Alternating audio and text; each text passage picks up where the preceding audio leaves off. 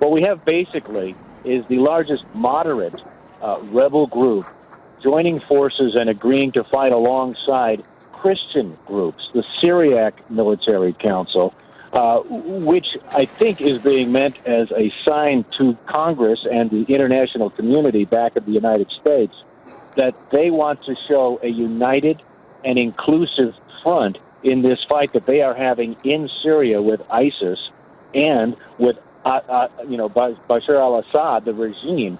And they are trying to do this, I am sure, to try to get the money that has been approved by Congress to them much faster, because they all tell me after this meeting that the conditions in Syria are dire and that these fighters are really being squeezed by these two fronts, the ISIS on one side and Bashar al-Assad regime on the other.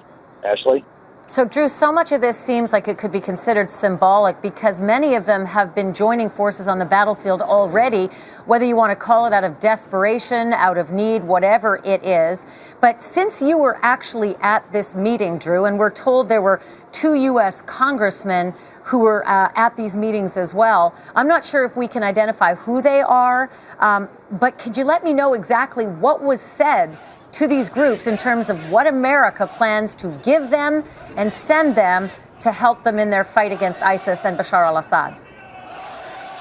Well, that was the focus of the congressional side of this meeting, Ashley. Who are these people? Adam Kinzinger, a Republican from Illinois, and George Holding, a Republican from North Carolina, were the only 2 to come on this trip, although they had many staffers from the House Foreign Affairs Committee. Tulsi Gabbard of Hawaii, a Democrat, dropped out last week after she voted against funding these rebels. These 2 congressmen came here because they don't know whom to trust. And they want to basically look in the eyes of these people and try to determine if the United States and its citizens should put guns in the hands of these very rebels, fearing that they could end up in war. So part of the meeting was to try to develop some trust. The other part of the meeting was trying to get some kind of coalition that's going to protect the Christians. But it was also a very strong venting sessions where these rebel groups were basically telling these representatives of the U.S. government, these airstrikes aren't exactly super helpful if you're just going to hit ISIS and you're not going to hit the Assad regime. And number 2, if you want us to fight ISIS on the ground and not just have you drop a few bombs from the air, you better give us some money because we're running out of bullets. Drew, also, if you could let me know, when we talk about a dozen or so of these Syrian rebel groups, convening at this meeting with U.S. congressmen in Turkey and allying in their common effort to fight ISIS and Assad, who isn't there? Because that might be just as important as who is there. What rebel groups aren't there? Well, some of the major rebel groups fighting in Syria were not there, and I think that was on purpose. And they are the Islamist Front and al-Nusra. These are the 2 Islamic groups that are also in the same battle against ISIS and the same battle against Bashar al-Assad.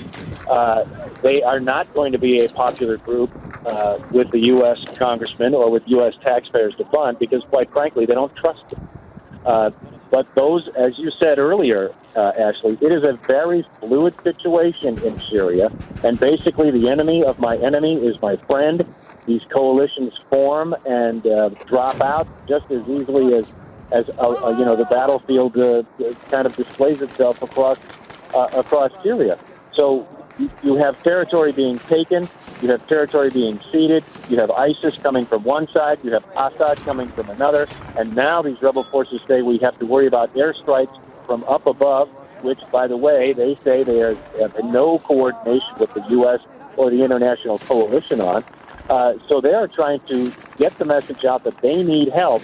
But as far as who we can trust, I don't think these 2 congressmen left here today knowing for sure who they can trust, only that these people need some kind of help and there needs to be some kind of guidance in Syria to get them through this.